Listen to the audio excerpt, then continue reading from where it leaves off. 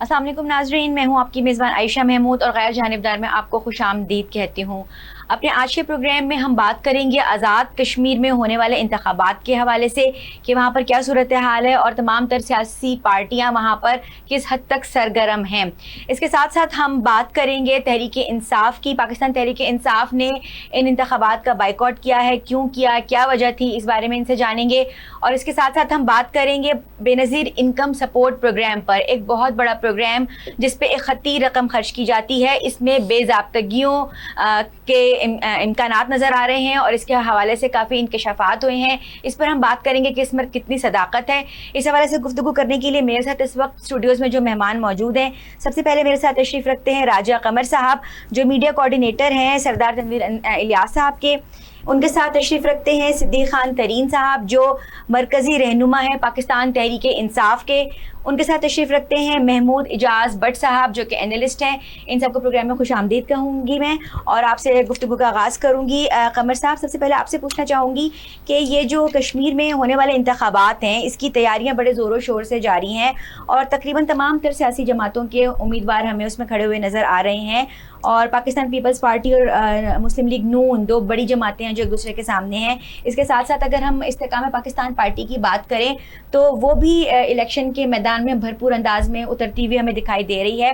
آپ ان انتخابات کو کن نظر سے دیکھ رہے ہیں؟ کیا آپ دیکھ رہے ہیں اس کا سینیریو؟ بسم اللہ الرحمن الرحیم۔ بہت شکریہ عائشہ، آپ نے پروگرام میں ہمیں مدعو کیا۔ آزاد کشمیر میں اس وقت جہاں ایک طرف انتخابات کا شیڈول اناؤنس ہو چکا ہے اور اس کے مطابق 27 جولائی کو آزاد کشمیر میں پولنگ ڈے ہے، تو جو آپ نے تیاریوں کی بات کی ہے تو اس وقت تیاریاں جو سیاسی جماعتیں ہیں جو جمہوری عمل کو پسند بھی کرتی ہیں، جمہوری عمل کو مانتی بھی ہیں، وہ سب کی سب اس وقت انتخابات کی بھرپور تیاریوں میں مصروف ہیں۔ کل جو ہے وہ لاسٹ ڈیٹ ہے جو پارٹی ٹکٹس جن کینڈیڈیٹس کو جاری ہوں گے تو اپنے پارٹی ٹکٹس فائل کریں گے، اور اس کے بعد 5 تاریخ کو انتخابی نشانات الاٹ ہو جائیں گے اور 6 سے جو ہے وہ آزاد کشمیر میں باقاعدہ سے انتخابی مہم سٹارٹ ہو جائے گی۔ لیکن اس وقت تک اگر آپ دیکھیں تو دوسری سائڈ پہ آزاد کشمیر میں عوامی ایکشن کمیٹی جو کل عدم عوامی ایکشن کمیٹی ہے ان کی طرف سے ایک دھرنا بھی ہے اور آزاد کشمیر میں لاک ڈاؤن کی صورتحال بھی ہے، لیکن اس کے باوجود چونکہ آزاد کشمیر کے لوگ بیسیکلی وہ جمہوریت پسند اور بڑے باشعور لوگ ہیں، اور آپ نے دیکھا ہوگا کہ آزاد کشمیر پاکستان کے جو باقی صوبہ جات ہیں ان کی نسبت اگر دیکھیں تو آزاد کشمیر اللہ کے فضل و کرم سے انتہائی پرامن خطہ ہے، اور وہاں کے لوگ انتہائی جمہوری، اور وہاں پہ بڑا جمہوری پروسیس بڑے آپ کہہ سکتی ہیں کہ بڑے طریقے سلیقے سے اقتدار ایک پارٹی سے دوسری پارٹی کو منتقل ہوتا ہے۔ تو اس وقت تقریباً سارے سیاسی جماعتیں، تحریک انصاف کا ہمیں ابھی پتہ چلا ہے کہ انہوں نے کوئی شاید بائیکاٹ کا کیا، اس کے علاوہ باقی جتنی سیاسی جماعتیں وہ پورے زور و شور کے ساتھ انتخابات کی تیاری میں مصروف ہیں اللہ کے فضل و کرم سے۔ اچھا، یہ صدیق صاحب آپ کی طرف بڑھوں گی، آپ سے پوچھوں گی جس طرح سے تحریک انصاف کے بارے میں سنا جا رہا ہے کہ اس نے الیکشن میں بائیکاٹ کر دیا ہے، آپ کے جو امیدوار ہیں ان کو ٹکٹ بھی اس حوالے سے جاری کیے گئے تھے لیکن بعد میں اس کا بائیکاٹ کیا گیا، تو اس کی مین ریزن کیا ہے، وجہ کیا بتائیں گے آپ اس کی؟ سب سے پہلے تو میں آپ کو اور آپ کا ٹیم کا شکریہ ادا کرتا ہوں کہ آپ نے ہمیں موقع دیا۔ بات اس طرح ہے کہ اس جو کشمیر میں تو ان کو الیکشن تو نہیں سمجھتا ہوں، میں تو کہتا ہوں جو سلیکشن ہو رہا ہے کشمیر میں، تو اس سے بالکل پاکستان تحریک انصاف نے جو فیصلہ کیا ہے بائیکاٹ کا وہ بالکل صحیح فیصلہ کیا ہے۔ ایک تو آپ کے پاکستان تحریک انصاف کے پاس جو نشان ہے وہ ان کے لیے مہیا نہیں ہے، دوسرا اگر الیکشن میں پھر جو وہ انتخابی معاملات میں وہ کوئی جلسے کرتے، جلوس کرتے، انتخابی معاملات چلاتے، اس کے اوپر بھی ان کے اوپر پابندی ہے، ان کی کینڈیڈیٹس کے اوپر پابندی ہے۔ اگر کوئی جیت جائے تو اس کو پھر وہ فارم 47 میں اس کو ہرایا جاتا ہے۔ تو اس طرح حالات میں کس طرح الیکشن ہوئے گا؟ اس سے پہلے تو ہم نے دیکھے کہ یہ جو گلگت میں ہوا تھا جو ہمارے سامنے، وہاں پہ کیا ہوا تھا، جو جیت گئے ان کو پھر زبردستی ان کو چینج کرنا پڑتا ہے، کسی اور پارٹی میں پھر ڈال دیتے ہیں، جس طرح یہ IPP میں، حالانکہ ان کا ایک سیٹ ہی نہیں تھا وہاں سے، کونسلر بھی نہیں بنا سکتا ہے وہاں پہ، ان کو دے دیا گیا۔ اسی طرح پیپلز پارٹی کا بیڑا غرق ہوا ہے، مسلم لیگ نون کا، ان کو تو पाकिस्तानी कौम इनके ऊपर तो भरोसा ही नहीं करती है, पाकिस्तानी कौम इनको वोट ही नहीं देती है, मगर वहाँ से जाके इलेक्शन के दिन आप इनको जितवा देते हो। तो इसी तरह फिर जो कश्मीर में ये जो नौजवान एक्शन कमेटी है कश्मीर की, उनकी मंशा कश्मीर की आवाम की मंशा के मुताबिक, कश्मीर की आवाम की ज़मीर के मुताबिक, उनकी सोच के मुताबिक वो अपना हकूक़ लेना चाह रहा है, वो अपने हकूक़ के लिए निकले हुए। कम अज़ कम गवर्नमेंट को तो ये चाहिए था, ये जो 12 सीटें हैं जो पंजाब में हैं, ये तो हम देख रहे हैं 75 साल से ये ड्रामा चला जा रहा है। जब भी पाकिस्तान में जिस पार्टी की भी गवर्नमेंट हो तो कश्मीर में उनकी गवर्नमेंट आती है, क्योंकि जो आपकी जो 10 सीटें हैं पंजाब में, उस 10 सीटों के ऊपर आप उनको किसी को भी खड़ा कर देते हो, वो जीत जाते हैं, फिर आप कश्मीर में जाकर उनके ऊपर ब्लैकमेलिंग करते हो। तो इस तरह नहीं करना चाहिए। आपने अगर इस सिस्टम को चलाना है, आपने अगर इस मुल्क को चलाना है, आपने अगर इस मामलात को चलाना है, तो आपने कश्मीर की जो आवाम है उनकी जो जायज़ हकूक़ है आपने वो देना होगा। आपने गिलगित की आवाम की जो जायज़ हकूक़ है आपने वो देना होगा। आपने सिंधियों की जो आवाम है उसको जो जायज़ हकूक़ है आपने वो देना होगा। आपने सराइकियों का जो जायज़ हकूक़ है आपने वो देना होगा। आपने बलूचिस्तान का देना होगा, आपने खैबर पख्तूनख्वा का देना होगा। यहाँ पे तो कुछ भी नहीं है। यहाँ अच्छा, पे ये तो जिस तरह से आप कह रहे हैं कि आप लोगों को एक फ्री एंड फेयर मैदान नहीं दिया जा रहा, लेकिन अगर हम 2024 के इंतखाबात की बात करें, उस वक्त भी आपका जो निशान था वो आपसे ले लिया गया था, लेकिन उसके बावजूद आपने आज़ाद उम्मीदवार की हैसियत से इलेक्शन लड़ा। फिर जीबी में भी यही हुआ आपके साथ, लेकिन आपने इलेक्शन लड़ा, लेकिन अब क्यों नहीं लड़ रहे? देखिए, हमने 2024 में देखा, हमने 2026 में जब हम उतर गए इलेक्शन में, आप भी, ये हमारे साथ जो भाई बैठे हुए, आप ये सारी पाकिस्तानी कौम, उन्होंने देख लिया कि 2024 में पाकिस्तान तहरीक इंसाफ ने पूरे मुल्क में क्लीन स्वीप कर दिया। पूरे मुल्क के नशिस्तें पाकिस्तान तहरीक इंसाफ ने जीत लिया। इसमें नवाज शरीफ भी हारा हुआ है, इसमें शहबाज शरीफ भी हारा हुआ है, इसमें मरियम बीबी भी हारी हुई है। ये जितने भी पोलिटिकल लीडरान हैं ये सब हारे हुए 2024 के इलेक्शन में। मगर आपने फिर देखा जो ज़िया-उल-हक के माशाल्लाह से बढ़ के माशाल्लाह यहाँ पे मुसरत किया गया है। उन्होंने 2024 की जिन लोगों ने जीता है इलेक्शन, जिन लोगों के ऊपर आवाम ने इत्मीनान किया है, उनको तो लाया ही गया। तो फिर गिलगित में भी मामला चल रहा था, आपके सामने हुआ था। हमारी इलेक्शन के बाद भी निगरानी को फिर दूसरी पार्टी में शामिल करवा दिया गया। तो अब कश्मीर में भी यही किया जा रहा है। तो फिर कश्मीर में भी यही किया जा रहा है। फिर जो कश्मीर की आवाम है, जो आज 20 दिन हो गए वहाँ पे निकले हुए, धरना दे बैठे हुए कश्मीर के लिए, वो अपने हकूक़ के लिए, वो अपने जो उन्होंने वो एजेंडे बनाए हुए अपने मुल्क कश्मीर के लिए, जब उनकी मंशा के ऊपर इलेक्शन नहीं हुएगा, जब उनकी कश्मीर में इलेक्शन ठीक नहीं हुएगा, मुनसफाना इलेक्शन नहीं हुएगा, पाकिस्तान तरीके से बिल्कुल इस तरह इलेक्शन में महमूद साहब, आप क्या कहेंगे? जिस तरह से ये कह रहे हैं ये फ्री एंड फेयर इलेक्शन ना होने की शिकायत कर रहे हैं, आप क्या देखते हैं कि क्या आज़ाद कश्मीर में जो इलेक्शन होने जा रहे हैं वो आपको फ्री एंड फेयर होते हुए नज़र आ रहे हैं? क्योंकि जो टिकटों की तकसीम का मामला है, इस पर भी शदीद इख्तिलाफात थे जो सामने आए थे। तो आप इस इलेक्शन को किस नज़र से देखते हैं? देखिए Ayesha, thank you very much. बात ये है कि हर पार्टी, हर स्टेक होल्डर्स जो होता है ना इलेक्शन का, तरीक़ेकार तो यही होता है हर इलेक्शन में कि हर स्टेक होल्डर्स को 45 डेज 50 डेज दिए जाते हैं कि जी आप अपने जो भी तहफ़्फ़ुज़ात हैं आप अपनी कंपेन भी करें और आप अपने तहफ़्फ़ुज़ात भी पेश करें और अपना जो भी फील्ड में जो उनके वर्कर्स होते हैं आप उनसे इंटरेक्शन करें, पब्लिक से इंटरेक्शन करें। और उनके पास इतना टाइम होता है कि अगर उनकी कोई रिजर्वेशंस हों, ग्रीवेंसेस हों, तो वो अपने रेलिवेंट इलेक्शन कमिश्नर से, डिस्ट्रिक्ट इलेक्शन कमिश्नर से वो रजू कर सकते हैं। आप देखें कि मेरे भाई ठीक फरमा रहे थे, ठीक है, इनका अपना पॉइंट ऑफ व्यू है, क्योंकि जाहिर है कि पॉलिटिकल पार्टी है, उसने पॉलिटिकल देखें, उसने तो इस गेम वॉर में, इस प्ले ग्राउंड में उसने मैच खेलना होता है, ठीक है। अब बात यह है कि हर टीम जो मैच खेलती है तो उसने ज़ाहिर है ये अज़म तो उसने इजहार करना होता है कि जी मैं जीत रही हूँ या मैं जीतूंगी, ये तो हर एक का वो होता है। लेकिन बात यह है कि अगर ये समझते थे कि भाई 2024 में प्रॉब्लम है नहीं, तो ये उस इलेक्शन का इन्होंने बाइकआउट क्यों नहीं किया? ये उस ग्राउंड से बाहर चले जाते कि हमें इस रेफरी पे एतमाद नहीं है, इस एम्पायर पे एतमाद नहीं है, हम ये गेम खेलते ही नहीं है। अब मसला ये है कि गेम भी खेली जाती है, मैच भी खेला जाता है, मैच एंड हो जाता है, मैच के नताइज आते हैं, کچھ لوگ ان نتائج کو مانتے ہیں, کچھ نہیں مانتے.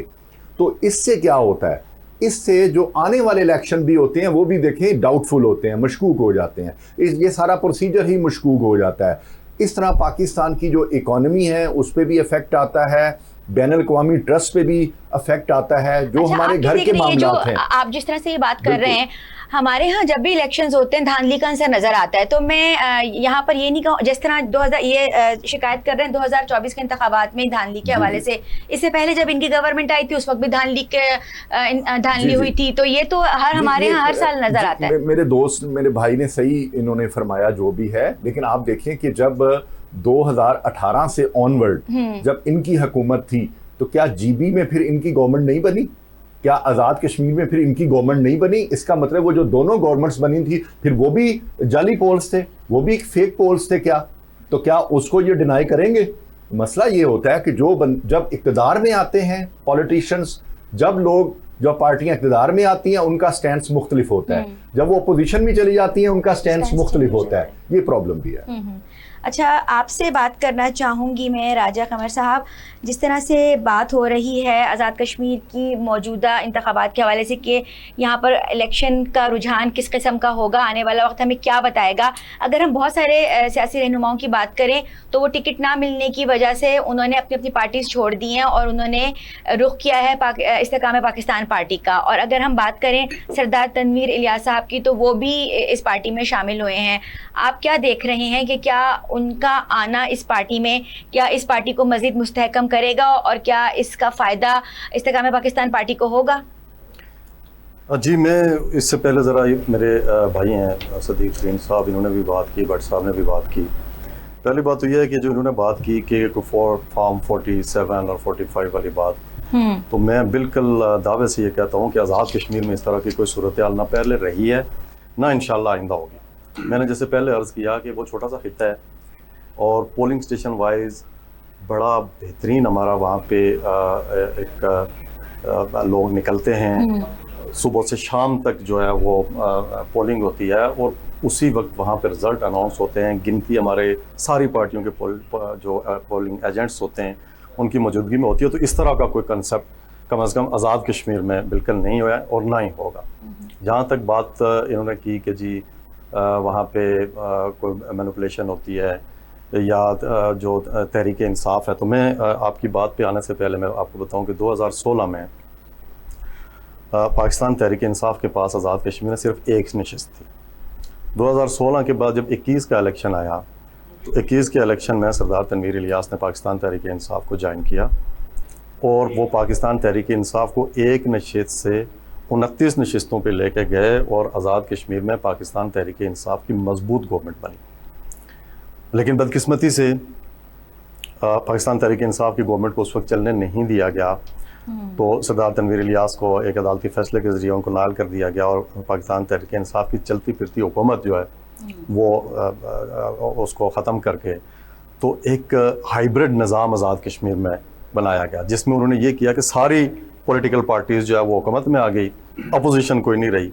اور یہ اسی کا شاخسانہ ہے کہ وہاں پہ دیکھیں ایک پارٹی حکومت میں ہوتی ہے, ایک اپوزیشن میں ہوتی ہے. جو لوگوں کے مسائل نہیں حل ہوتے ہیں, جن کے کوئی مسائل ہوتے ہیں, تو وہ اپوزیشن کے پاس جاتے ہیں, وہ اس کی ایجیٹیشن ہوتی ہے, وہ سارے معاملات ہوتے ہیں. لیکن وہ ساری پارٹیاں جب حکومت میں بیٹھ گئیں تو نتیجہ یہ نکلا کہ عوام کے پاس کوئی جگہ نہیں بچی, تو عوام سڑکوں پہ آئے اور یہ پہلے آٹے پانی بجلی سے نکلے اور پھر ابھی بات کہاں سے کہاں پہنچ گئی.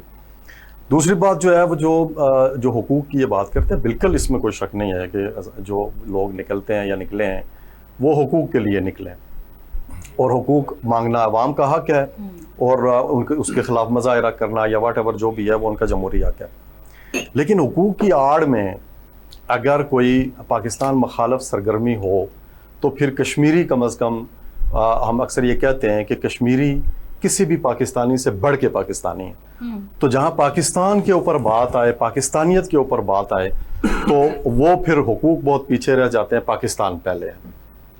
جہاں تک آپ نے بات کی سردار تنویر الیاس کی کہ استحکام پاکستان پارٹی میں, میرے بھائی نے بھی بات کی کہ استحکام پاکستان پارٹی کا وہاں پہ وجود ہی کوئی نہیں ہے. تو وجود میں نے جیسے پہلے عرض کیا کہ 2021 میں تحریک انصاف کا بھی آزاد کشمیر میں کوئی وجود نہیں تھا.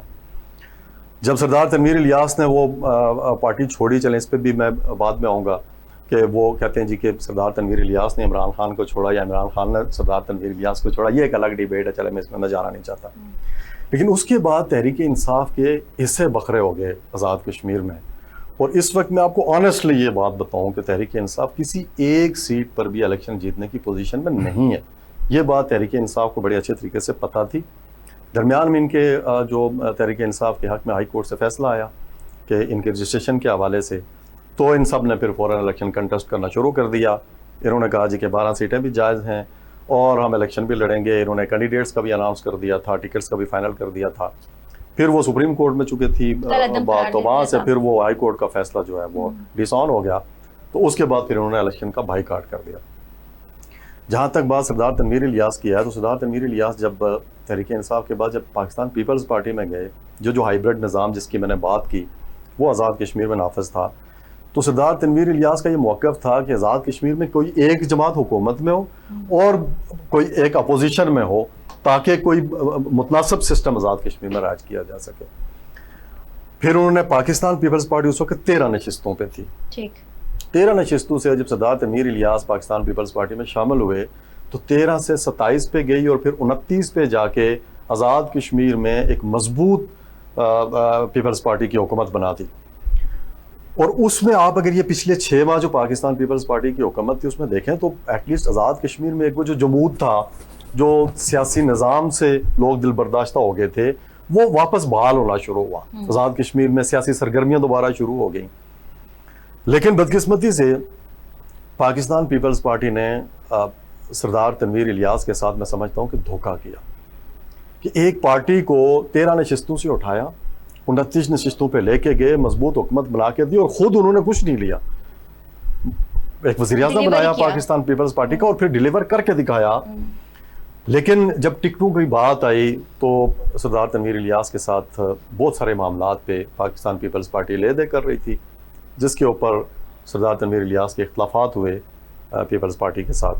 تو انہوں نے پاکستان پیپلز پارٹی سے ریزائن کر دیا. آلدو کہ پیپلز پارٹی کی سارے سینئر قیادت، آپ لوگوں نے بھی میڈیا پہ دیکھا ہوگا کہ 2 گورنر کے پی کے، گورنر پنجاب اور پاکستان پیپلز پارٹی کی مرکز کی جو سینئر قیادت ہے وہ ساری سردار تنویر الیاس کے گھر پہ گھنٹوں بیٹھی رہی، منتیں ترلے کیے. لیکن سردار تنویر الیاس نے کہا کہ میں مین آف دی کمٹمنٹ ہوں اور مجھے یہی رویہ پسند ہے. اسی بنا پر انہوں نے پھر وہ پارٹی چینج کی، پھر وہ پارٹی انہوں نے چھوڑ دی. ٹھیک ہے. اور کل اللہ کے فضل و کرم سے سردار تنویر الیاس اپنے سارے ساتھیوں سمیت ٹھیک ہے آپ استحکام پاکستان پارٹی میں شامل ہوئے. صحیح. اب آپ کل سے میڈیا دیکھ لیں کہ جو ہی سردار تنویر الیاس استحکام پاکستان پارٹی میں شامل ہوئے تو آزاد کشمیر سے لوگوں کا تانتا بن گیا. یہ میرے بھائی صدیق ترین صاحب نے کہا جی کہ آئی پی پی کا کوئی کونسلر نہیں ہے. میں آپ کو یہ خبر دے رہا ہوں کہ اب شاید جب میں آپ کے پروگرام میں بیٹھا ہوا ہوں تو آئی پی پی ابھی اپنے کینڈیڈیٹس کا اناؤنس کر رہی ہے. اللہ کی مہربانی سے آزاد کشمیر کے 33 حلقہ جات میں اور مہاجرین کے 12 حلقہ جات میں آئی پی پی اپنے مضبوط امیدواروں کو اتار رہی ہے اور انشاءاللہ آئی پی پی آئندہ حکومت بنائے گی. صدیق صاحب جس طرح سے یہ آپ کو کہہ رہے ہیں کہ مہاجرین کی جو 12 سیٹیں تھیں وہ پہلے آپ کا موقف یہ تھا کہ ختم نہیں ہونی چاہیے، اور لیکن جب سپریم کورٹ نے فیصلہ کالعدم قرار دے دیا تو آپ نے کہا کہ ان سیٹوں کو ختم کر دیا جائے. تو اس حوالے سے آپ کیا کہیں گے؟ پہلے کہہ رہے تھے کہ ختم کر دی جائے، جب فیصلہ آیا تو انہوں نے کہا جی کہ اب نہیں ختم ہونی چاہیے. دیکھیے بات اس طرح ہے کہ یہ جو 12 سیٹیں ہیں کشمیر مہاجرین کی، بالکل اس کو ختم کرنا چاہیے. یہ جو کشمیر کی جو عوام ہے یہ ان کی حقوق کی جنگ یہ 12 سیٹوں والے نہیں لڑ سکتے ہیں. یہ صرف وہاں پہ حکومت بنانے پھرنے جس نے بھی بنائی ہے، چاہے مسلم لیگ نون کا رہا ہے، تحریک انصاف کا رہا ہے، جس کا بھی رہا ہے، یہ طریقہ کار نہیں ہے. یہ جمہوری طریقہ کار نہیں ہے کہ ایک بندہ سیالکوٹ میں بیٹھا ہوگا، ایک بندہ لاہور میں بیٹھا ہوگا، وہ کشمیر کی نمائندگی کرے گا. تو وہ ہی نہیں سکتا ہے. کشمیر کی نمائندگی کشمیری عوام نے کرنا ہے، کشمیر کی نمائندگی وہاں کے لیڈرشپ نے کرنا ہے. لاہور سے جا کے وہاں پہ کسی نے نہیں کرنا ہے، فیصل آباد سے یا ملتان سے جا کے وہاں پہ کسی نے نہیں، اس طرح ہو ہی نہیں سکتا ہے نا. ان کو کشمیر کا پتہ ہی نہیں ہے کہ کشمیر میں ہو کیا رہا ہے، کیا کس چیز کی کمی ہے، عوام کیا چاہتی ہے، قوم کیا چاہتی ہے. تو کیسی یہ سسٹم انہوں نے بنائی ہوئی اپنا ایک وہاں پہ گورنمنٹ بنانے کے لیے. بات اس طرح ہے، میرے بھائی نے بات کیا کہ تنویر الیاس صاحب نے وہاں پہ پارٹی بنائی. دیکھو ہم اس کو جانتے ہیں، وہ اچھی انسان ہے مگر اس کا بھی مجبوری ہے, وہ ایک بزنس مین بندہ ہے, کاروباری شخصیت ہے, ان کی آزار مسئلے ہیں ان کو, ہمیں پتہ ہے کہ وہ کس طرح پی پی میں گیا اور کس طرح پیپلز پارٹی میں گیا, اور یہ ساری پاکستانی قوم جانتے ہیں نا, یہ اس کی اپنا ایک خواہش نہیں تھا, مجبوری ہے اس کا, وہ مجبوری میں کہیں بھی جا سکتا ہے. بات اس طرح ہے, پاکستان تحریک انصاف ایک واحد پارٹی ہے جو انہوں نے 27 سال سٹرگل کی ہے, عام عوام عام لوگوں سے یہ بنی ہوئی پارٹی ہے. یہ جو آئی پی پی ہے, پر یہ سٹرگل کر کے ڈیلیور نہیں نہ کر سکی, اس کے حوالے سے کیا کہیں گے, ڈیلیور کیا کیا ہے؟ کس طرح کریں گے جب آپ کا ایک غیر جمہوری ادارے, جب آپ کی اس ملک کی ادارے اس ملک کی الیکشن میں مداخلت کرتے ہیں, وہ آپ کی اس ملک کی ہر معاملات میں مداخلت کرتے ہیں, ان کا جو اپنا کام ہے جو بارڈر سنبھالنا ہوتا ہے انہوں نے وہ چھوڑا ہوا ہے, وہ آج الیکشن سنبھالا جا رہا ہے, وہ تو اس ملک میں پھر کہاں سے الیکشن ہوئے گا, کہاں سے جمہوریت ہوئے گا, کہاں سے ہم کسی چیزیں ڈیلیور کریں گے؟ جب آپ برسر اقتدار تھے, جس وقت آپ کی جماعت برسر اقتدار تھی, اس ٹائم کیا ڈیولپمنٹ کے کام ہوئے؟ آپ نے دیکھے پورے ملک میں ڈیولپمنٹ کے کام ہوئے ہیں, مگر بات اس طرح ہے کہ بھائی نے جو بات کیا کہ تحریک انصاف کی, وہ آپ کشمیر میں ایک سیٹ نہیں نکال سکتا ہے. دیکھیں پوری قوم کو پتہ ہے, 25 کروڑ عوام دیکھ رہے ہیں, میں اور آپ ہم 2-3 بندے ہیں, ہماری پیچھے 25 کروڑ عوام ہے, وہ دیکھ رہے ہیں, ان کو پتہ ہے کہ یہاں پہ اس ملک میں ووٹ کس کو ملا ہے, یہاں پہ اس ملک میں عوام نے کس کو اپنا وزیر اعظم اور اپنا ایم این ایز اور ایم پی ایز منتخب کیا ہے. اس سے پہلے اس بھائی نے بھی بات کیا, بات اس طرح ہے کہ اس ملک کی جو عوام ہے انہوں نے 2024 میں بھی پاکستان تحریک انصاف کو ووٹ دیا, پاکستان تحریک انصاف کو منتخب کر دیا گیا. بدقسمتی سے ہمارے جو یہاں پہ غیر جمہوری سسٹم ہے, جو اس وقت میں کہہ رہا ہوں کہ ضیاء سے بھی بڑھ کر جو ماشاءاللہ لگا ہوا ہے, ان ماشاءاللہ نے عام جو ہماری پاکستانی عوام, اور یہ وطن پاکستانی ہے جنہوں نے الیکشن جیتا تھا, یہ سارے عام, یہ کوئی سردار نہیں تھے, یہ کوئی بڑے نواب نہیں تھے, یہ کوئی تنویر الیاس کی طرح بڑے سرمایہ نہیں تھے جو وہ پیسوں سے کام چلاتے, یہ عام ورکر تھے, یہ سارے آپ لوگ بھی وہاں اس وقت کی آرمی کے ساتھ کھڑے ہوئے تھے, میرے جیسے عام ورکر تھے. بالکل یہ آرمی کوئی بحث سے تو نہیں آئی ہے, آرمی یا میرا بھائی ہوئے گا عثمان, یہ آپ کا بھائی ہوئے گا, آرمی ہی ہے کہ جس نے پاکستان کو سنبھالا ہوا ہے, وہی ہے جو اس کو اس وقت لے کر چل رہی ہے. اس اسٹیبلشمنٹ میں جو یہ چند کا ٹولہ بیٹھا ہوا ہے, پاکستان کا جو نام اس وقت پوری دنیا میں بنا کے رکھا ہوا ہے, وہ آرمی نہیں رکھا ہوا. یہ اسٹیبلشمنٹ میں جو ایک چھوٹا سا ٹولہ بیٹھا ہوا ہے, جو وہ نہیں چاہتا ہے کہ پاکستانی قوم ترقی کرے, وہ نہیں چاہتے ہیں کہ پاکستان آگے بڑھے, وہ نہیں چاہتے ہیں کہ پاکستان میں اگر ایسی بات ہوتی تو پھر ایران امریکہ مذاکرات بھی نہ کروا سکتے, ہم ثالثی کے میدان میں بھی آگے نہ بڑھتے. اگر ایسی بات ہوتی تو انہی کی کاوشوں کی بدولت تو آج پاکستان کا نام پوری دنیا میں اس وقت بول بالا ہوا ہے. نہیں, یہ بالکل مذاکرات کوئی ہوا ہے نا. اس کے پاکستان میں صرف ایک ویسے پکچر کی حد تک آپ نے خود دیکھا کہ اس دن شہباز شریف جو پرائم منسٹر ہے آپ کا, یہ جو پارم 47 کا, انہوں نے ایک آپ سے بات کروں گی محمود صاحب, آپ کیا کہیں گے, آپ جو ایج کے کی جو کیبنٹ سیٹنگ ہے اس کو آپ کس نظر سے دیکھتے ہیں, آپ اس کے بارے میں کیا کہنا چاہیں گے؟ جی دیکھیں عائشہ, بہت ہی اچھی گفتگو ہو رہی ہے, تو میں اس کو آگے بڑھاتے ہوئے صرف اپنے بھائی جو پی ٹی آئی سے ہیں, دیکھیں میں تو یہاں پہ ایک انڈیپینڈنٹ آبزرور کے طور پہ, ایک اینالسٹ کے طور پہ ظاہر ہے کہ اپنا فیڈ بیک دے رہا ہوں. ظاہر ہے صدیق صاحب جو ہیں پی ٹی آئی سے, انہوں نے ان کی ایڈوکیسی کرنی ہے, بھائی وہ استحکام پارٹی سے ہیں, ظاہر ہے انہوں نے اپنی ایڈوکیسی کرنی ہے. لیکن بات سنیں, بات یہ ہے کہ میں ان سے پوچھنا چاہتا ہوں, پہلی بات تو یہ, ان کے میں ذرا ایک فگرز ٹھیک کروا دوں تھوڑے سے. انہوں نے کہا کہ جی یہ جو مائیگریٹڈ سیٹیں ہیں وہ پنجاب سے ہیں ساری. ایسا نہیں ہے, 10 پنجاب سے نہیں جی نہیں, میرے پاس ساری ہے کہ پنجاب میں 6 سیٹس ہیں, 3 سندھ کی ہیں, کے پی کے کی 1 ہے, بلوچستان کی 1 ہے, اور اوورسیز کی بھی 1 ہے. اور کیا آپ کے جو باقی بھی اوورسیز کی جو سیٹس ہیں, اور ابھی یہ اے جے کے کی بھی 1 اوورسیز کی سیٹ ہے. تو جب عمران خان صاحب خود تھے, جب سردار تنویر الیاس صاحب پرائم منسٹر بنے, ان سے پہلے آپ ان کی ٹویٹس وغیرہ دیکھ لیں, تو یہ اے جے کے کو 6 سیٹس اوورسیز دینا چاہ رہے تھے. تو کیا وہ ٹیمپریری مہاجرین نہیں ہوتے جو اوورسیز رہ رہے ہوتے ہیں؟ وہ بھی تو ایک قسم کی ان کا ایک ڈس ایسوسیشن ہوتی ہے. تو بات یہ نہیں ہے کہ کوئی ادھر رہ رہا ہے یا ادھر رہ رہا ہے, لیکن ہے تو پاکستانی, اور اس کا سٹیک تو بنتا ہے, اس کی فیملی یا اس کے کچھ لوگ تو ادھر رہ رہے ہوتے ہیں. تو بہرحال اس بحث کو چلیں ہم, ویسے تو وہ کورٹ نے بھی, سپریم کورٹ نے بھی اس کو کافی سنا ہے اس بحث کو, اور آگے لے کے گئی ہے سپریم کورٹ بھی. ایک تو یہ سیٹس کے حوالے سے میں نے بھائی کی کریکشن کر دی کہ ساری سیٹس پنجاب میں نہیں ہیں, باقی صوبوں میں بھی ہے, ایون کہ کے پی کے میں بھی 1 ہے. میں ان سے, اپنے جو فاضل دوست ہیں, ان سے یہ فیڈ بیک ضرور لینا چاہوں گا کہ جب خالد خورشید صاحب جی بی کے وزیر اعلیٰ بنے تھے تو وہ بھی اسی اسٹیبلشمنٹ کے ہوتے ہوئے بنے تھے. جب سردار تنویر الیاس صاحب پی ٹی آئی کے وزیر اعظم آزاد کشمیر میں بنے تھے تو وہ بھی اسی اسٹیبلشمنٹ کے ہوتے ہوئے بنے تھے. تو کیا اس وقت فارم 45 اور فارم 47 ان کو یاد نہیں آیا؟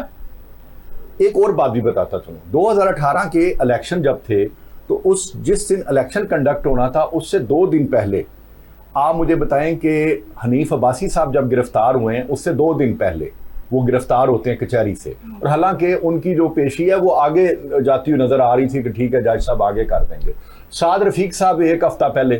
اسی طرح آپ پوری نون لیگ جو ہے وہ بیہائنڈ دی بارز تھی. میں کوئی نون لیگ کی ایڈوکیسی نہیں کر رہا, لیکن بہرحال جو اقتدار میں آتا ہے جس کی پاورز ہوتی ہیں وہ اپنی پاورز ایگزیکیوٹ کرتا ہے, چاہے وہ جنرل فیض صاحب کے کندھے پہ بیٹھ کے کرے, چاہے وہ باجوہ صاحب کے کندھے پہ بیٹھ کے کرے, وہ کسی کے بھی کندھے پہ بیٹھ کے کرے. لیکن پرابلم یہ ہے کہ جب وہی پاورز جب ہیں وہ اپوزیشن میں آتی ہیں تو وہ پھر ظاہر ہے کہ الزام اور اس طرح کی چیزیں کرتی ہیں. ٹھیک ہے, تو یہ میرا فیڈ بیک تھا. اور اب ہم بڑھتے ہیں راجہ قمر صاحب کی طرف. ان سے ہم جانتے ہیں کہ اگر آپ آئی پی پی کو دیکھیں, اگر یہ آ جاتی ہے گورنمنٹ میں, اگر آپ لوگ جیت جاتے ہیں تو آپ مجھے بتائیے کہ آپ کا کیا لائے عمل ہوگا, آپ وہاں پر کس طرح سے کام کرنا چاہیں گے. سیکنڈلی یہ کہ اگر یہ واضح اکثریت آپ لوگ حاصل نہیں کر پاتے تو کیا آپ مخلوط حکومت کا حصہ بن کر آگے چلنا چاہیں گے؟ جی, اس سے پہلے میں آپ کے سوال کی طرف آنے سے پہلے ہمارے بھائی ترین صاحب نے بات کی جو مہاجرین کے حوالے سے, وہ تو بٹ صاحب نے خیر ایسی کر دی کہ جی کہاں ان کی کیا فارمیشن ہے. لیکن جو انہوں نے کہا جی کہ یہ نہیں ہو سکتا کہ سیالکوٹ کا بندہ اٹھ کے تو آزاد کشمیر میں, تو ایسی بات ہرگز نہیں ہے. وہ سیالکوٹ کی جو ہماری سیٹ ہے اس میں وہ سیالکوٹ کے لوگ نہیں ہیں, بلکہ وہ کشمیری مہاجرین وہاں پہ مقیم ہیں. یہ جو 1947 میں جب سپریشن ہوئی تو یہ سارے لوگ اپنے گھر بار چھوڑ کے یہاں پہ آ کے آباد ہوئے تھے. یہ ان کی نشستیں ہیں, اور ان کو ختم کرنے سے تو میں کم از کم کوئی بھی پارٹی سوائے چند ایک لوگوں کے کوئی بھی پارٹی اس کے حق میں اس لیے نہیں ہے کہ آپ اگر ان نشستوں کو ختم کر رہے ہیں تو اس کا مطلب ہے کہ آپ ان کشمیریوں کے ساتھ بڑی زیادتی کر رہے ہیں. یہ ان کا بنیادی حق ہے کہ وہ آزاد کشمیر میں نمائندگی کریں. آپ مقبوضہ کشمیر کی اسمبلی میں بھی دیکھ لیں, وہاں پہ بھی آزاد کشمیر کی نشستیں موجود ہیں. تو ان کو یہ قطعی طور پر نہیں ہے کہ یہ کوئی پاکستان سے لوگ جاتے ہیں, اور یہ کشمیری مہاجرین ہیں جو یہاں پہ آباد ہیں, اور ان کو اس میں کمی بیشی کی گنجائش بالکل موجود ہے.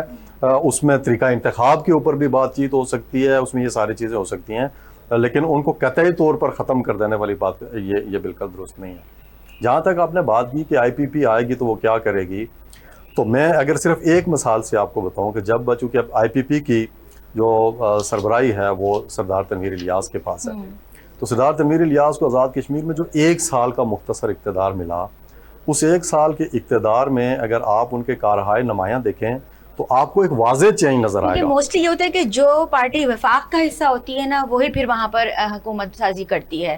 تو آپ کیا دیکھ رہے ہیں؟ بالکل, یہ آپ کی اس بات سے میں اتفاق بھی سارا تو نہیں کر رہا, لیکن بہرحال یہ ایک ٹرینڈ ضرور موجود ہوتا ہے کہ جو وفاق میں پارٹی اقتدار میں ہوتی ہے. چونکہ آزاد کشمیر میں بیسیکلی ظاہر ہے وہاں پہ تعمیر و ترقی کے بڑے مسائل ہیں, انفراسٹرکچر کے مسائل ہیں, تو لوگوں کی ایک آس امید وفاق کے ساتھ جڑی ہوتی ہے کہ جو پارٹی وفاق میں ہوگی اسی کو آزاد کشمیر میں چوائس کرتے ہیں تاکہ وفاق سے ہمیں فنڈز کی تقسیم میں پرابلم نہ ہو. جب آزاد کشمیر میں سردار تنویر الیاس نے حکومت سنبھالی تو 32 سال کے بعد آزاد کشمیر میں بلدیاتی انتخابات کروائے گئے.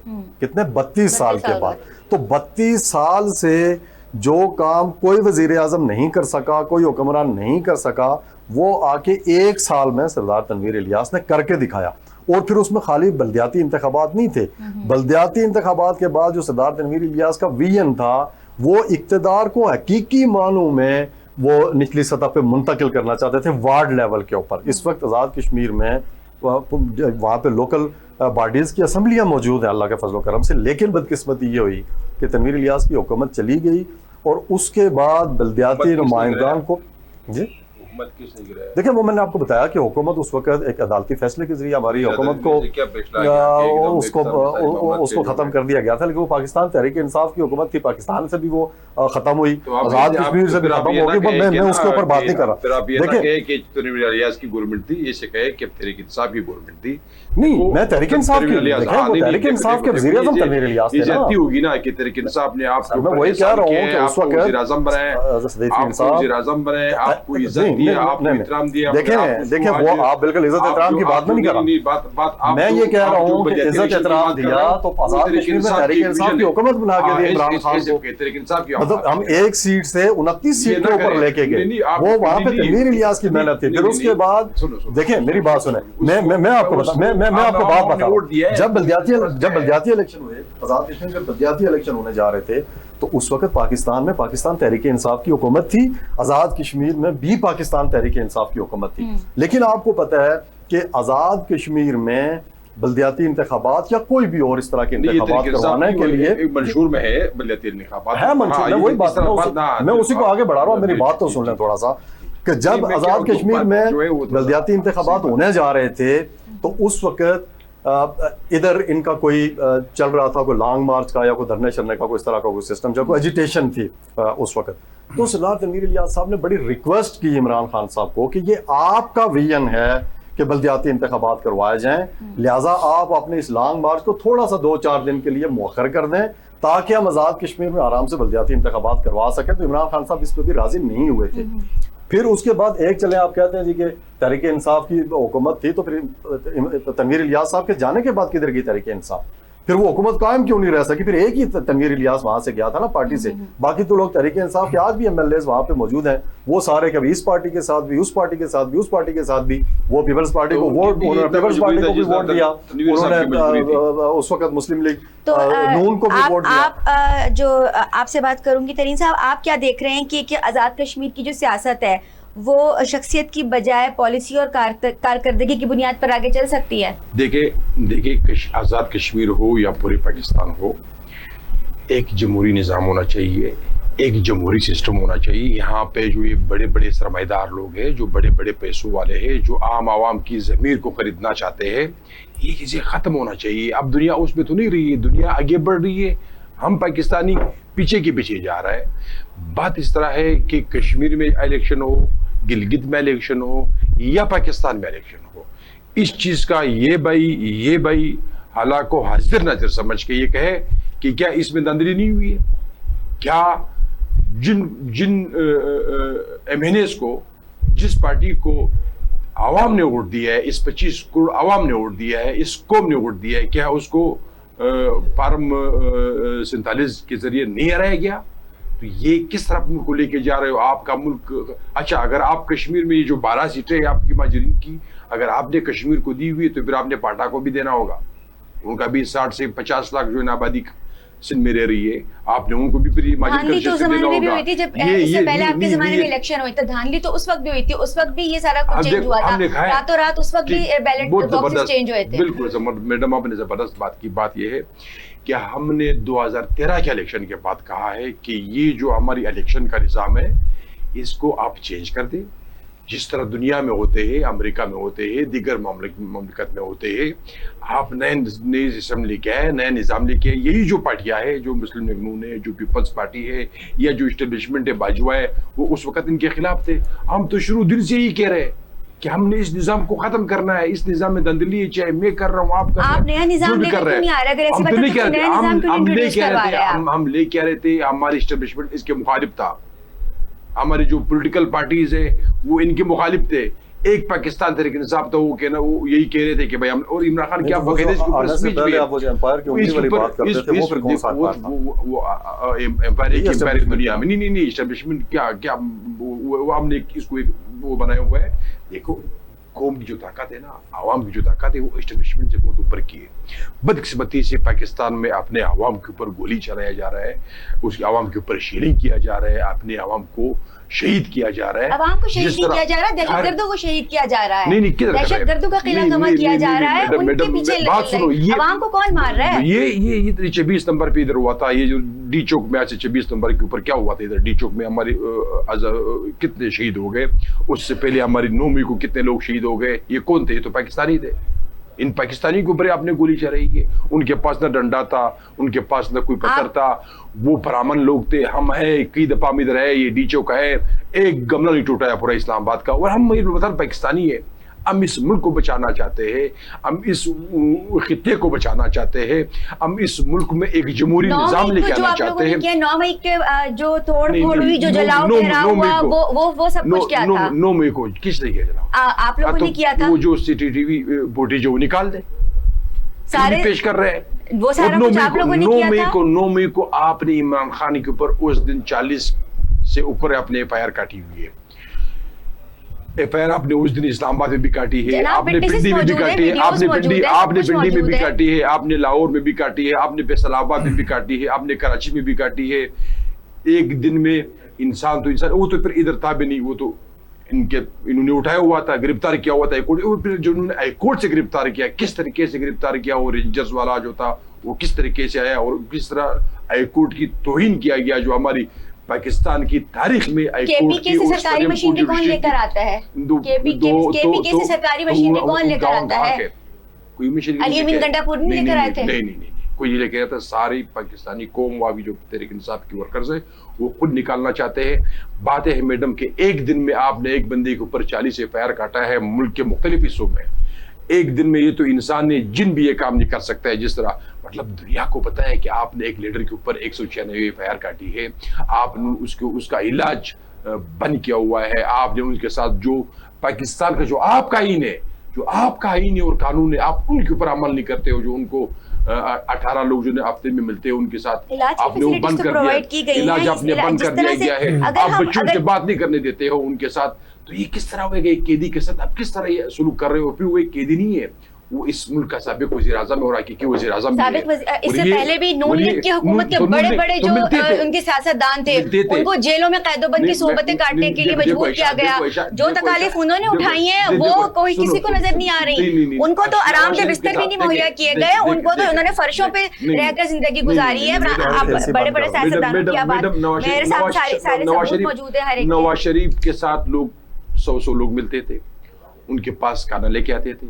उनके पास ये भी बहुत अच्छी फैसिलिटीज के साथ रह रहे हैं। खान साहब आप ये बात नहीं कर सकते कि उनको तकालीफ 2 साल हो गया, मुलाकात बंद है, बहुत कंफर्टेबल मुलाकात बंद है। उन्हें बेनू के साथ मुलाकात किया जा रहा है, न पार्टी के लोगों के साथ मुलाकात कर रहा है, न बेटू के साथ उनका जो खाले हो किया जा रहा है। तो किस तरह ले रहे हैं आप? किस तरह मैडम इस तरह बात करते हैं? इंतखाबात की जो फॉर्मेशन AJK में चल रही है उस हवाले से क्या कहेंगे महमूद साहब? देखिए, बात ये है कि ये तकरीबन जो 53 सीट्स हैं, इनमें अगर 12 सीट्स आप महाजरीन की निकाल दें, जैसे कि मैंने पहले भी आपको बताया सारा, तो 41 सीट्स बचती हैं जी। कभी भी ऐसा नहीं हुआ कि किसी एक पार्टी ने ऐसी क्लीन स्वीप किया हो कि वो 41 सीट्स में फॉर एग्जांपल 2/3 मेजॉरिटी लेगी हो, वो 35 लेगी हो या 32 सीट्स उसने जीत ली हो। हमेशा वहाँ की जो 2-3 मेजर पार्टीज़ होती हैं वो तकरीबन इस तरह रेशो बनती है, किसी के पास 10 सीट्स होती हैं, किसी के पास 15 होती हैं, किसी के पास 12 होती हैं, 14 होती हैं। फिर उसके बाद ये होता है कि ये जो 12 लोग होते हैं इनको इनकी खींचातानी कह लें शुरू हो जाती है। जिस तरह के बकौल जो है हमारे भाई PTI वाले जो दोस्त बैठे हैं ये कह रहे हैं। तो बात ये है कि वहाँ पे ये जो सरदार साहब ने कहा ना हाइब्रिड निज़ाम, अब हाइब्रिड निज़ाम जो है वो वहाँ की जो सोशो इकनॉमिक और सोशो पॉलिटिकल जो फॉर्मेशन है ना, वो उसके असल में आउटकम्स हैं। तो वहाँ पे कभी भी कोई सिंगल पार्टी मेजॉरिटी कभी भी नहीं आई। लेकिन एक दफ़ा ऐसा हुआ है कि ये जो PTI ने बहुत ज़्यादा जो सीट्स ली हैं, तो अब PTI ने सबसे ज़्यादा सीट्स इसलिए ली हैं, क्या वो क्वेश्चनेबल नहीं है कि भाई आप देखें पूरी हिस्ट्री में कभी कोई सिंगल पार्टी इतनी मेजॉरिटी से नहीं आई, तो क्या किसी ने इंक्वायरी करवाई है कि जी वो सीट्स कैसे आ गई हैं? तो बात ये है कि अभी इलेक्शन में भी आप देख लीजिएगा कि ये हाइब्रिड ही होगा। कोई सिंगल पार्टी इस काबिल नहीं है कि कोई इतनी ज़्यादा सीट्स वो ले सकें। और ये जो 41 सीट्स जो बचेंगी, अब उसके बाद کسی کے پاس 5 آئیں گی، 7 آئیں گی، 8 آئیں گی، کہ لیکن یہ جو 12 سیٹس ہیں یہ 12 سیٹس ہی فیصلہ ثابت کریں گی کہ کون سی جو پارٹی کی حکومت بنے گی، کون سی جو ہے اپوزیشن میں آئے گی. ایک تو یہ فارمیشن ہے.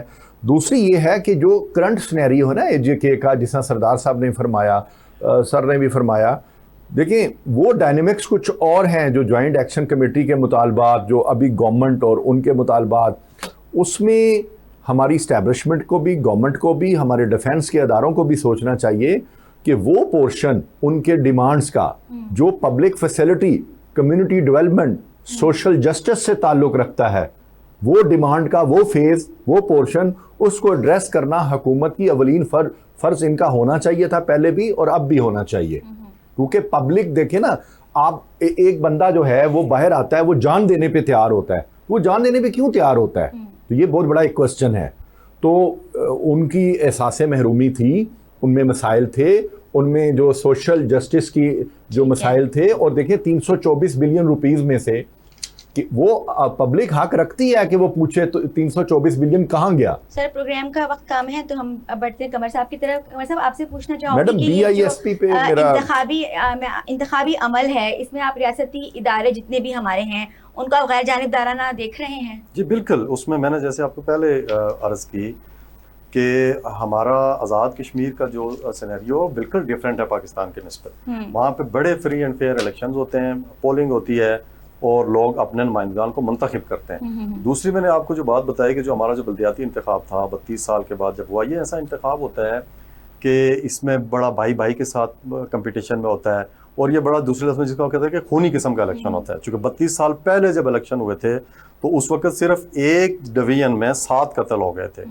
لیکن یہ سردار تنویر الیاس کا ویژن تھا کہ جو بلدیاتی انتخابات انہوں نے کروائے تو پورے آزاد کشمیر میں انتہائی پرامن انتخابات اس وقت ہوئے کہ جب پاکستان میں انتہائی مخدوش حالات تھے اور وہاں پہ سیکیورٹی کے لیے ہمارے پاس کوئی مناسب اس طرح سے لوگ ہمیں پرووائڈ نہیں کیے گئے، تو ڈویژن وائز انتخابات کروائے گئے. مطلب ہماری نفری آزاد کشمیر پولیس کی اتنی نہیں تھی کہ وہ پورے آزاد کشمیر میں بیک وقت انتخابات کروا سکتے.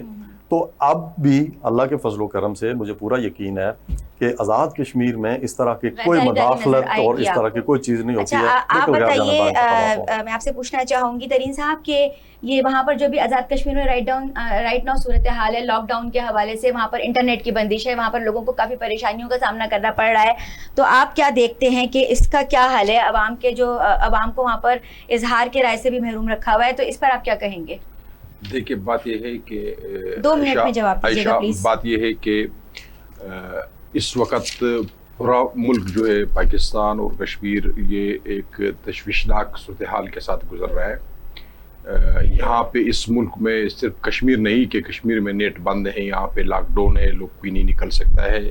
یہی صورتحال آپ کی ملک میں بلوچستان میں بھی ہے، وہاں کے اوپر بھی آپ کا راستے بند ہے، وہاں پہ بھی آپ کی جو ٹرکس ہے وہ نہیں آتے جاتے، ان کو چلایا جا رہا ہے. وہ آپ کی جو آپ کی مائنز ہے، کوئی کرومائٹ ہے، کوئلہ ہے، ان کی ٹرکوں کو چلایا جا رہا ہے.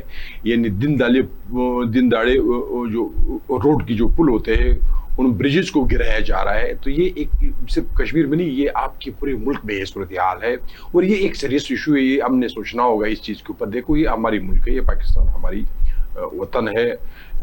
ہم نے اس کو سوچنا ہوگا کہ ہم نے اس کو کس طرح ٹھیک کرنا ہے.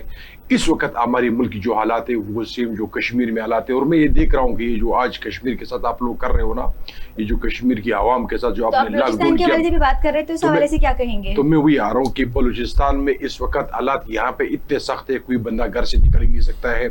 وہاں پہ جو لوگ روزگار کرتے ہیں، جو تجارت کرتے ہیں، وہ بالکل ختم ہو گئے، ٹپ گئے. وہاں پہ 2 ہی بارڈرز تھے، ایک بارڈرز تھا ایران کا اور ہے کہ چمن بارڈر جو افغانستان کے ساتھ لگ رہے ہیں. دنیا میں اب جائے کہیں بھی ملک میں، دنیا کے لوگ ایک دوسرے کے ساتھ کاروبار کرتے ہیں، بزنس کرتے ہیں. بدقسمتی سے ہماری کسی بھی ہمسائے سے ہماری تعلقات ٹھیک نہیں ہے. ہمارے ہر ہمسائے کے ساتھ یہی رویہ رکھا ہوا ہے جس طرح مطلب باقیوں کے ساتھ ہے. دیکھیں بلوچستان کے حالات بہت تشویشناک حالات ہے. اس کے اوپر سنجیدگی سے غور کرنا چاہیے ہے. اس کو وہاں پہ جو گورنمنٹ ہے وہ بھی جس طرح مطلب کشمیر میں بھی گورنمنٹ بن رہا ہے اور جس طرح کے پی میں بن گیا, جے بی میں جس طرح گورنمنٹ بن گیا آج سے 20 دن پہلے, یا جس طرح پاکستان میں ہے, وہی اسی صورتحال جو ہے نا بلوچستان کی بھی ہے. خود جو اپنا وزیر ہے, جو وزیر اعلیٰ ہے, جو سی ایم بلوچستان ہے, وہ نہیں نکل سکتا ہے, وہ کہیں پہ جا ہی نہیں سکتا ہے. وہاں پہ تو بیلے نے بلوچستان کی جو صوبائی اسمبلی کے ممبرز ہے, جو وہاں کی صوبائی وزراء ہے, ان سے کلاشنکوف لیا ہے, ان سے گاڑیاں چھینی گئی ہے, ان کو بھی نہیں رکتے. تو یہ عوام کے لیے کیا کر سکتے ہیں؟ دیکھیں, اس ملک میں ایک جمہوری نظام کی ضرورت ہے. اس ملک میں جو یہ پرانا سسٹم ہے, جو یہ آپ لوگ 75 سال سے چلایا جا رہا ہے, اس کو آپ خدا کے لیے اس کو ختم کیا جائے. جمہوری لوگوں کو موقع دے تاکہ وہ اپنے عوام کی جو منشا ہے, جو قوم جو چاہتی ہے, اس کے اوپر جا کے ان کی مسئلے حل کر دے. اسی طرح کے جو کشمیر میں بھی جو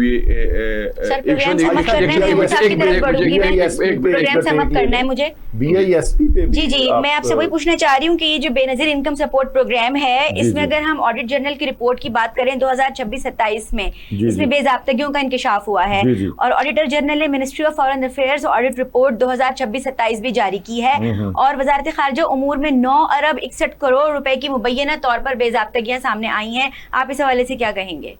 جی بالکل, یہ بڑا سیریس کنسرن ہے, اور سندھ حکومت کی کارکردگی پہ, پرفارمنس پہ بہت بڑا یہ میں سمجھتا ہوں یہ سوال ہے, سوالیہ نشان ہے. میں آپ کو ایک بات بتاتا ہوں, میں ابھی ایک رپورٹ پڑھ رہا تھا کہ 224 بلین روپیز مختص تھے سندھ میں BISP میں, تو 141 بلین روپیز کا تو ریکارڈ ملا ہے, جو باقی ہے اس کا ریکارڈ ہی نہیں ملا. تو ظاہر ہے کہ آڈیٹر جنرل آف پاکستان نے بھی اس پہ تحفظات ہے, اور ہائی کورٹ نے بھی, اور سپریم کورٹ کے پہلے بھی شکایات جا چکی ہیں. تو BISP میں آپ دیکھیں 838 بلین روپیز جو ہے نا, ہر بجٹ میں تقریباً اتنا 700-800 بلین روپیز رکھے جاتے ہیں. تو 224 بلین روپیز جو 25 میں رکھے گئے تھے, 25 سے 26 اور پھر اب 26 سے 27 تقریباً پھر اتنے رکھے گئے ہیں. تو کیا سندھ حکومت جو ہے وہ اس کا کوئی میکنزم نہیں ہے اس کو ڈٹرمن کرنے کا, کہ بار بار انہی لوگوں کو دیکھیں اس کی ذمہ داری دی جاتی ہے سکروٹنی کے لیے اور اس کی جانچ پڑتال کے لیے, کہ جو پہلے کرپشن میں ملوث رہتے ہیں. ٹھیک ہے, تو یہ بہت بڑا سیریس کنسرن ہے کہ جس پہ گورنمنٹ کو, یہ جو سٹنگ گورنمنٹ ہے, وفاقی حکومت ہے, ہمارا سپریم کورٹ ہے, ہمارے جو جتنے بھی وفاقی انویسٹیگیشن کے ادارے ہیں, ان کو اس پر جو ہے سیریس نوٹس لینا چاہیے, اور سندھ حکومت کو جلد سے جلد پبلک کے سامنے یہ حقائق لانے چاہیے کہ 141 آپ دیکھیں نا, جو باقی تقریباً 84 بلین روپیز کا جی پتہ ہی نہیں چل رہا کہ کدھر گیا ہے. تو اس 84 بلین روپیز کا جو ہے کوئی تو حساب دے نا آ کے. تو لہٰذا یہ میری تو ادھر سے مشن یہی ہے کہ اس پروگرام کی وساطت سے, یہ تو بہت ہی توجہ طلب مسئلہ ہے. اگر ایسے ہی اتنے بلین روپیز جو ہے ہر صوبہ ہی اگر اس طرح لیکیجز کرتا جائے گا, اور آپ دیکھیں کن کے نام پہ آپ یہ سب کچھ کر رہے ہیں, ان غریب اور بیوہ اور ان یتیموں اور مساکین اور نادار لوگوں کے لیے یہ فنڈ رکھا جاتا ہے کہ جن کی بریڈ اینڈ بٹر چلے. آپ ان کو سکل بھی نہیں دے رہے, آپ ان کو کچھ اور بھی نہیں دے رہے. اگر آپ چلے ان کو بریڈ اینڈ بٹر ہی دے رہے ہیں, کوئی آکسیجن دے رہے ہیں, تو وہ آکسیجن ان تک پہنچ ہی نہیں رہی, تو پھر کیا فائدہ اس ساری چیز کا. راجہ قمر صاحب, صدیق خان ترین صاحب اور محمود اجاز بٹ صاحب, آپ تینوں کا بہت بہت شکریہ. آپ لوگوں نے اپنا قیمتی وقت دیا اور اپنی آراء سے ہمیں آگاہ کیا. راجن, ہم نے اپنا آج کا پروگرام کیا جس پر ہم نے بات کی آزاد کشمیر میں ہونے والے انتخابات کے حوالے سے, اس کے ساتھ ساتھ جو تحریک انصاف بائیکاٹ کر رہی ہے اس پر ڈیٹیل سے ہم نے گفتگو کی. پھر جو بے نظیر انکم سپورٹ پروگرام میں بے ضابطگیاں نظر آ رہی ہیں اس کو ہم نے دیکھا. بحث بہت طویل ہو سکتی تھی, گفتگو کا سلسلہ مزید چل سکتا تھا, مگر ہمارے پروگرام کا وقت یہاں پر ختم ہوا چاہتا ہے. انشاءاللہ اگلے ہفتے پھر کسی اہم ایشو کے ساتھ آپ کی خدمت میں حاضر ہوں گی. جب تک کے لیے عائشہ محمود کو اجازت دیجیے. اللہ حافظ.